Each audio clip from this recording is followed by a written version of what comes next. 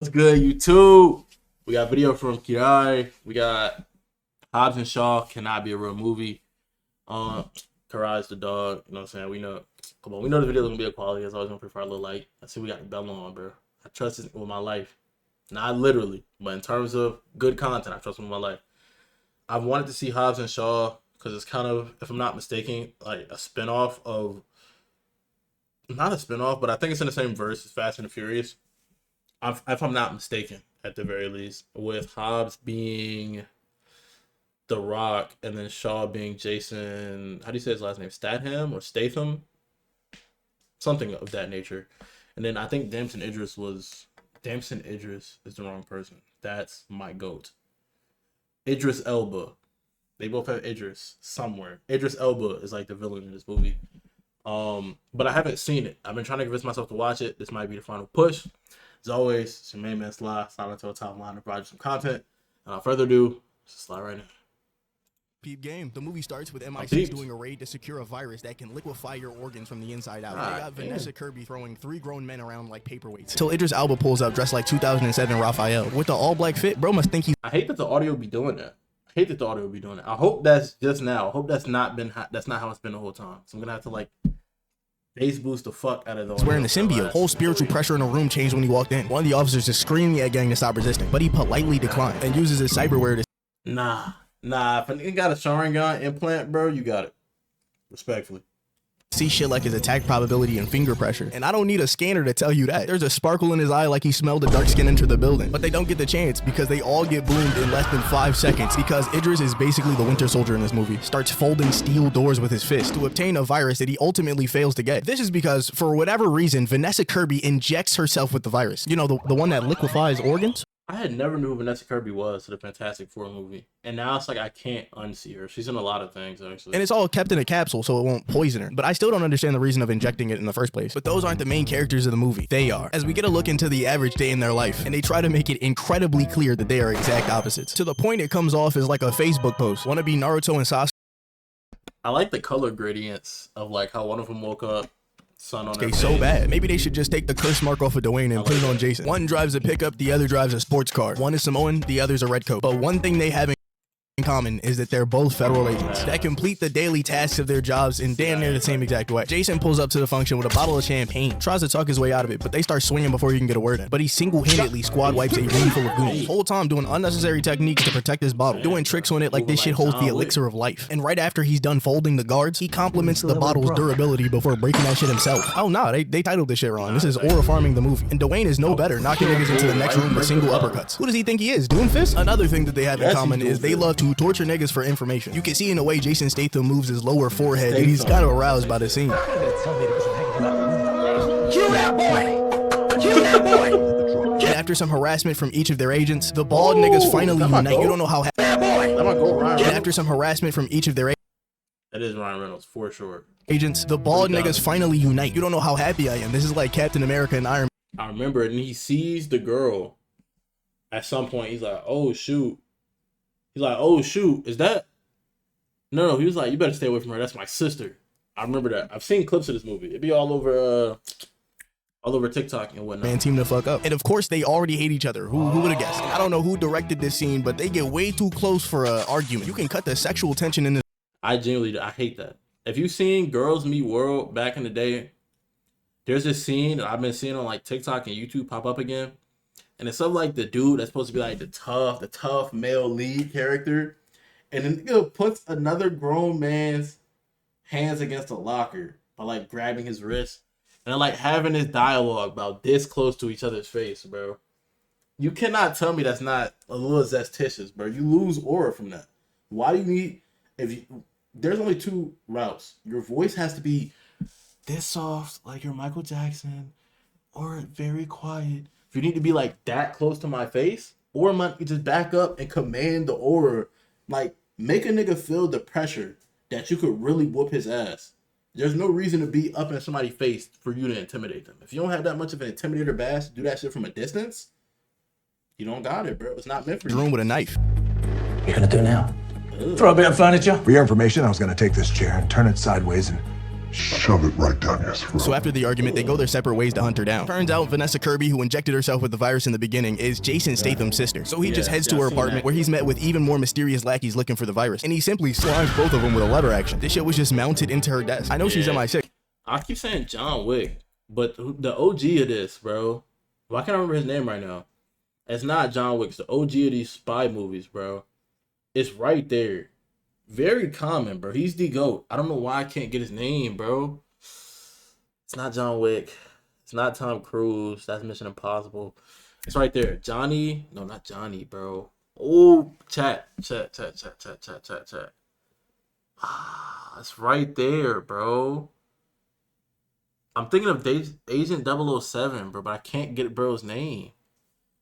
It's not John Wick. Some popular people that play Superman or wanted to play Superman tried to get this role. Bro, it's not Jack Black. Why is that name in my head, bro? I can't.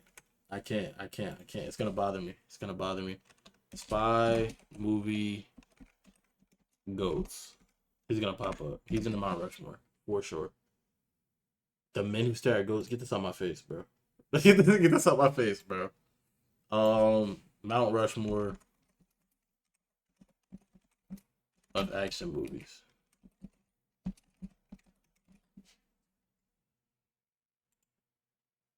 And then Die Hard's in a bit.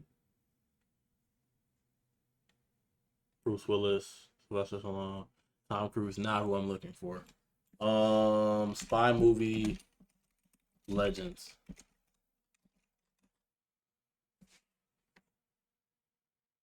James Bond. There it is. That's why my mind kept going to John. It's James.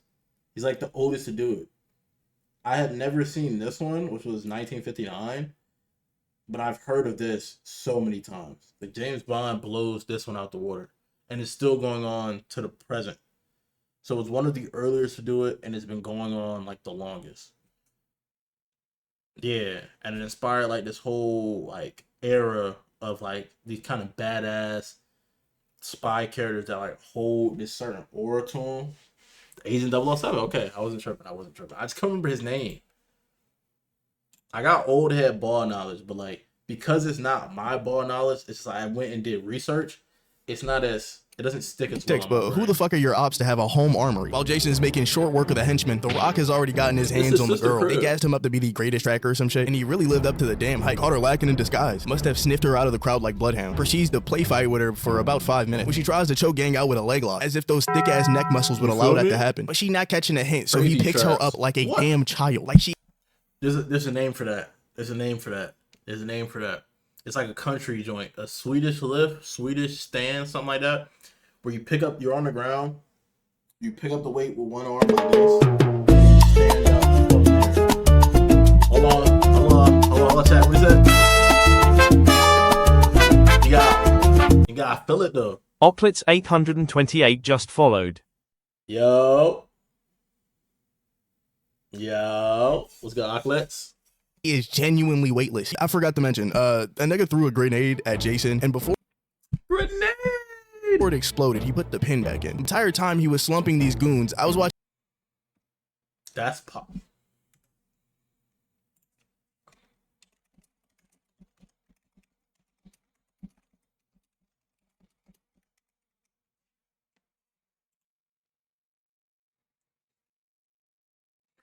You had to still be holding down the thing. The thing was open. The fuse had to have been activated. I'm saying, bro, this shit cannot be real. I've seen the schematics. I've seen the innards of a grenade. What are these machinations? Watching the movie, and I was like, what? Movie just would have been Fast and Furious presents Hobbs. Dwayne takes the vids people send. I have suggestions in my Discord. And I react to those. But like normally it's like if you send it before stream, but people don't know ball to the degree to where like when people send it while I am reacting, I'll go and check the suggestions instead of ignoring them. So there's exceptions to the rule. But when people send videos into the Discord, I'll check them out, for the most part. But, I've been getting pretty good at picking what I react to. The views have been growing on the YouTube, so. Vanessa Kirby. Shout out to y'all are watching this. Shout out to y'all. Appreciate y'all. You know what I'm saying?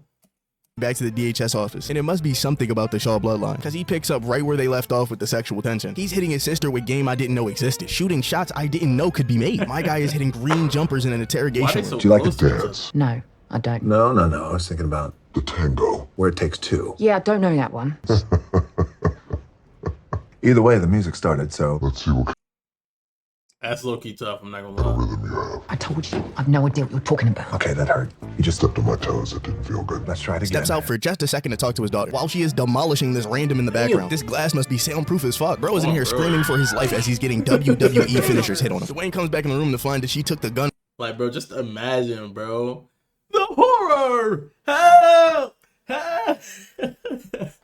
And then, like, from the other side of the glass, it's just listen to me. They can't hear a single thing you're saying, bro. From the officer, yokes him up like Sonya Blade and points the barrel at his forehead. But he calls her bluff, saying he eats bullets for breakfast, lunch, and dinner. Anything but a balanced diet. I've seen this nigga's cheat meals. But Jason walks in with the blick drawn, tells him to get his greasy sausage fingers off his sister. Now they're in a three-way standoff, and none of them like each other, giving Idris Elba a chance to catch them all off guard, breaching a federal building like 50 stories off the ground. And they're not taking any prisoners. They come out booming from the start. Takes Vanessa Kirby and hits one of the greatest maneuvers I've seen.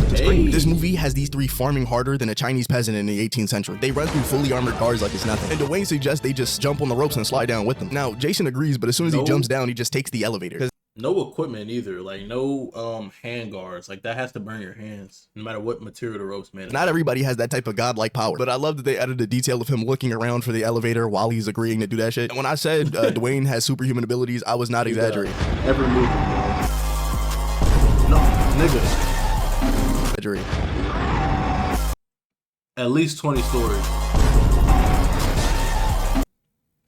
But they have to re-establish the power scaling by having him get completely folded by Idris Elba. We find out that Jason and Idris knew each other, and the last time they interacted, Jason shot him in the head. So while they have not mind-controlled him, he's Winter Soldiered in every other aspect. He escaped in a McLaren, but Cyborg over here chases him down on the thug cycle. And we get like 2 more Aura Merchant moments, as Dwayne breaks the window glass by simply lifting his arm, grips a goon off his bike at like 100 miles an hour, and then carries him directly into a wall. Next, we have Jason. What is this plot? That was very unnecessary. He could have easily put his arm out the window and kind of like stiff-armed him, so he would have had to run into the wall or stopped. Then it picked him up like a little boy. Mind you, he didn't have to keep holding him until he went to the wall. He could have picked him up, waited till they drove past his bike, and let him go. And whipping a McLaren under a cargo truck, forcing the villain to hop off his bike and fold it in such a way that he can slide under the truck. Just to give you a vibe of what this movie is all about. This humiliation has him pissed. Goes back to a super powerful secret tech cult that control the entire media. Decide to run stories everywhere, blaming them for the attack on the federal building. So now that all 3 of them are wanted criminals, they need to lay low while also finding the guy that can extract the capsules from her bloodstream. They find him, but he says that the only device that could take the capsules out are in the tech cult's possession. So Jason makes him some fake identities and put The Rock in this tight-ass outfit. My cock's small. That, like, imagine that's supposed to be your partner, but like she's so bitter. He gave you that weak ass identity, bro. My cock's small. The mustache is a good identity consider though. I go by Michael. All to get to Russia. I go by mine. Jason has a baddie waiting for him, ready to carry out any plan. And they come up with a strategy that gets spammed for the rest of the movie. When these 2 were kids, they would constantly hit licks. And one of their strategies is called the Mick Jagger, where one person distracts and the other person attacks. And all they do is find a new way to mix and match this strategy for the... Yeah, I like that. I think that's very important in like movies like these, like synergy. Like having a go-to tactic that's just being remixed is a tough, like, it's kind of like an inside joke that is used to, like, for the audience, it builds your tension or suspense to the moment, but it also has you go, oh shoot, how they gonna do it this time? How they gonna get out of this? It's tough. It's like Steve Rogers pulling the Avengers. It has like that. Come on, it's about to happen. The rest of the film. The first step is to hand Vanessa over to the enemy, where they'll take her directly to the extraction machine. The second step is for the duo to drop out of the battle bus and brute forcing their way through the base. Then comes the third step. I'm impressed that you even got in here. Being tortured, as they get hooked up to metal chairs with car batteries attached, just to act as a distraction while Vanessa escapes with the extraction machine. All while Idris is still clip farming with our main characters. Look at me. I'm Black Superman. Wait. I think we should join. Said some really compelling things. I mean, that Black Superman thing, it really got me. I love that. Unfortunately, cut short not by Vanessa Kirby, who picked up a gun that has a fingerprint reader on it, but the guy who made the virus with a flamethrower. And if he's Black Superman, fire must be his kryptonite. How does a flamethrower push you 20 feet across the room? Another cool chase scene, and they escape, but the extraction machine is broken. So in another day or two, there's nothing stopping the capsule from dissolving in her blood, liquefying her organs like Super Ebola. So with the machine broken, the team only has one option. Home. Travel all the way to Hawaii to talk to the greatest mechanic that The Rock knows, his own brother, that he has not talked to in 25 entire years. You see, when he was a kid, his dad essentially tried to turn his family into a gang. So eventually The Rock turned him in and left the island. But during the entire sob story, I was too focused on the fact that he's a mechanic. How is he gonna fix a piece of medical equipment? This nigga fixes cars. He is not a bioengineer, but he fixes it right before Idris Elba finds their location. The extraction has a 30-minute timer that will not have He fixed the extraction machine. See, the mechanic part and the machine part is what makes it like more realistic. I thought they were saying he was going to be able to like not only fix it. In my mind, it was like, oh, he's gonna rewire it somehow and get it to do this thing that they're trying to get it to do, which is like, that's impossible, you know. But yeah, fix the machine is like completely taking the virus out until it hits zero. So they have to hold down the fort for half an hour with nothing but Samoan family heirlooms. Draws the ancestral spirit out of bro. Gathers a damn near army of oiled up men to greet Idris Elba when he lands. Vanessa used that gun she picked up when they escaped to hack into their own tech and disable their guns, but only for the next 6 minutes. So when they show up and immediately try to air out the function, their guns do not work, and they realize they have to go hand in hand with fucking warriors. Look, one of these niggas got a spear. It's over. The fight breaks out and the henchmen are getting destroyed. While Vanessa is quietly getting kidnapped at the edge of the fight. So her brother steps in to dispatch this guard, who is clutching his firearm as if that shit works. Vanessa gets captured, but they follow the helicopter in a car. And now it's time for the third and final chase scene of the movie, where we get the last Herculean feat The Rock pulls off before the boss fight. During the chase, Idris Elba tries to fly off with the loot. So The Rock takes a chain winch from the back of the truck and throws that bitch around one of the wings. You might be asking, how are they going to counter the upward momentum of the helicopter? Well, that's simple. They just daisy chain a bunch of vehicles together while driving. Truly a upward momentum of the helicopter. Well, it's a helicopter. Simple. They just daisy chain a bunch of helicopters, unlike planes, can't rapidly hit a certain altitude. Like the altitude that a helicopter hits is because like it. How do I explain this? It's not really as much. It's still aerodynamics behind it. It has something to do with the shape of the blades, which creates enough updraft. But it's like it cannot. A helicopter can't rise at the speed of like this. It can rise like this, but it can't rise like this. So if it is not already off the ground at like a good enough amount, and you're putting a certain amount of weight on it, and yes, it will stop it from rising. And even if it could rise, it wouldn't be able to fly at its like maximum height. So as long as the people couldn't shoot back, they might not have even needed to do all that. And then on top of that, a good strat would be if they had something heavier, you know, for it to work. But you know, tie a bunch of cars together. Vehicles together while driving. Truly an elegant solution. And I know what you're thinking. What if the helicopter just drives off the side of the island? All of them have rocket thrusters installed right next to their exhaust. All this tomfoolery causes the helicopter to crash while Vanessa Kirby is still in it. Somehow everybody's installed right next to their exhaust. All this tomfoolery.